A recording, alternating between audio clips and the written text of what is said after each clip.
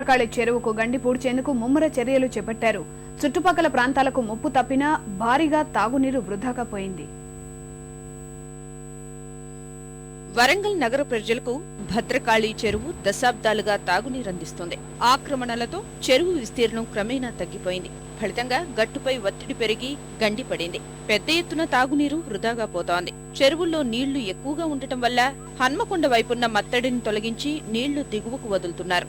Rangapeta pipeline నుంచి భద్రకాళి నీటిని తోడుతున్నారు. అధికారులు యుద్ధ ప్రాతిపదికన మరమ్మత్తు చర్యలు చేపట్టారు. కాపువాడ వైపున్న మత్తడి వద్ద స్థానికులు స్నానాలు చేస్తూ కేరింతలు కొట్టారు.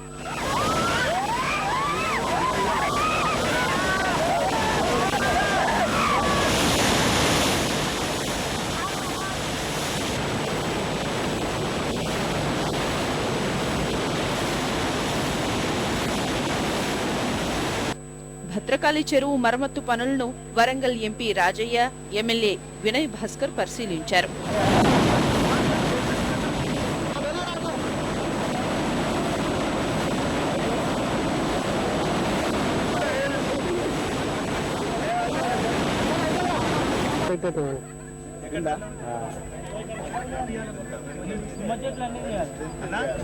ప్రభుత్వం ఉండి లేనట్టుగా ఉండటం మంచిది కాదని నేను చెప్తా ఉన్నాను. నేను ప్రభుత్వం ఉండి కూడా మాట్లాడుతూ ఉన్నాను. ఇది సరైనది కాదని చెప్తా ఉన్నాను. కట్ట యొక్క వయసును చూడవలసి ఉండే, దానిలో నీళ్ళ సామర్థ్యం చూడవలసి ఉండే. 20 సంవత్సరం ఉండాల్సింది పోయి మత్తడి మీద ఇంకా అక్రమ కట్టడం కట్టి నీళ్ల సామర్థ్యాన్ని పెంచి కట్ట మీద ఒత్తిడి తీసుకొచ్చారు.